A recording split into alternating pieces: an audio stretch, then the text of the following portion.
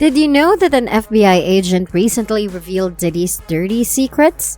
A leaked video from 2016 is making Diddy nervous. Let's see why. According to former CIA and FBI Special Agent Tracy Walder, Diddy settled a civil lawsuit with Cassie so quickly because a video from 2016 was leaked, which showed him beating her up brutally. But violence is not the only charge Diddy is going down with. Sex trafficking, violence, and drugs are also on the list, and from what Tracy says, it seems charges are about to be filed against Diddy. This was a hotel surveillance video showing Diddy assaulting Cassie mercilessly.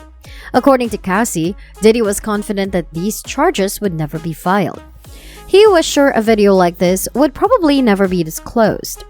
He might have even thought that the hall did not have a CCTV camera to begin with. We can know how or why he acted the way he did, but from the list of allegations that are coming up against him, it seems like he has an impressive set of felonies under his belt. Due to a legal rule called the Statute of Limitations, Cassie would not be able to file a lawsuit against him for the assault in a Los Angeles court. A statute of limitations says that for certain crimes, charges cannot be filed after a certain period has passed since when the crime was originally committed. In other words, 2016 is too long ago, and Los Angeles State wouldn't accept the case now. Diddy has previously expressed dissatisfaction about the fact that the government has used excessive force during the execution of search warrants against him. You would probably be surprised to hear him say this after you learn what he was accused of. Now that the video of him beating up Cassie has been released, it seems like the government was right after all. A satisfying thought, isn't it? Cassie filed a lawsuit last year. They settled recently, and Cassie accepted monetary benefits to withdraw the charges. This is what you would call paying for damages. CNN released a video on May 17 collected from the Intercontinental Hotel in Los Angeles. It shows Diddy towel grabbing, kicking, and shoving his ex-girlfriend Ventura in the hallway outside an elevator. Cassie described this in the lawsuit. That's not where the ordeal ended. She tried to escape after he fell asleep. He sensed it and got up, only to chase her down the hallway while screaming at her. Feels like a horror movie. If someone chases you down after assaulting you, you're bound to feel like Cassie did. To stop her from leaving, he tried to grab her physically. When he failed in his attempts, he then took glass vases in the hallway and threw them at her, causing the glass to crash around them as she ran to the elevator to escape. But you should remember that all this needs to be verified with the help of the footage. The authorities have already verified the first part.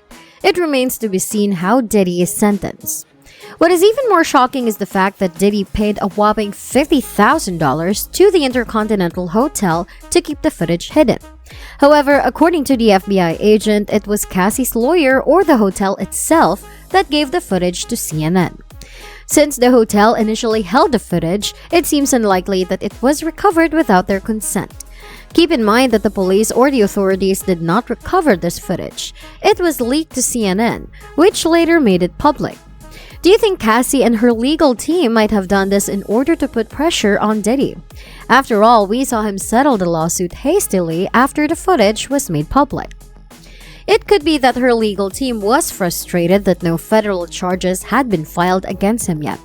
This probably made them try a different tactic to mess with him and make him succumb. Diddy has a long list of people who have accused him of horrendous crimes, not the least of which is Joy Dickerson Neal. She was a young college student at Syracuse University in 1991. She alleged that Diddy drugged and raped her during that time, a charge she leveled against him in November last year. Looking at her and probably encouraged by this disclosure, Lisa Gardner leveled charges against him on the same day. Acknowledging his behavior in criminal activities, or does he say it was all forced? That's what I found to be so interesting about this. He actually admits in this complaint that he lied to police officers, and he's just saying that he was under the manipulation, the fear of threat and intimidation. She claimed that Diddy and Aaron Hall gang raped her and her friend in New Jersey more than 30 years ago. Looking at so many victims coming forward, a fourth victim disclosed instances stating that she was a victim of sex trafficking and gang rape when she was 17 years old. All of them blamed Diddy and his associates for these heinous crimes. Diddy had a very blunt response to these charges. He simply said that they were false and that they were being done to destroy his reputation. He claimed that these amounted to character assassination and destruction of his reputation. But looking at the way things are going, do you think he has any credibility or reputation left? He also thinks that these are being done to extort money from him. In February, Rodney Jones claimed that Diddy had beaten him up and forced him to perform homosexual acts without his consent. He also drugged and assaulted him during the time that they had worked together on projects. He was not paid for the work that he did on their project. Following so many complaints of sex abuse, Diddy's apartments in Los Angeles and Miami were raided and examined by Homeland Security Investigations or HSI. They raided all his assets simultaneously so that they could get there before he destroyed evidence or hired someone to do so. The owner may destroy computers and external flash drives if they know that authorities are planning to raid their houses next. HSI is planning on filing RICO charges against him. RICO charges are difficult to defend and defeat.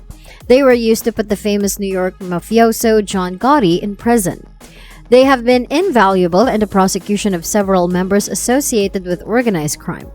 However, building a proper financial trial will take time, and RICO trials usually take a long time to complete. However, the FBI agent says law enforcement handles such people in a tough manner and doesn't spare even Hollywood celebrities. If the grand jury convicts him, he will go to jail for 20 years. Diddy's friends seem to think he won't survive there for long. They have even advised him to get clean and stop using addictive drugs. It is a well-known fact that he abuses drugs, and that will only add to his troubles if he gets arrested.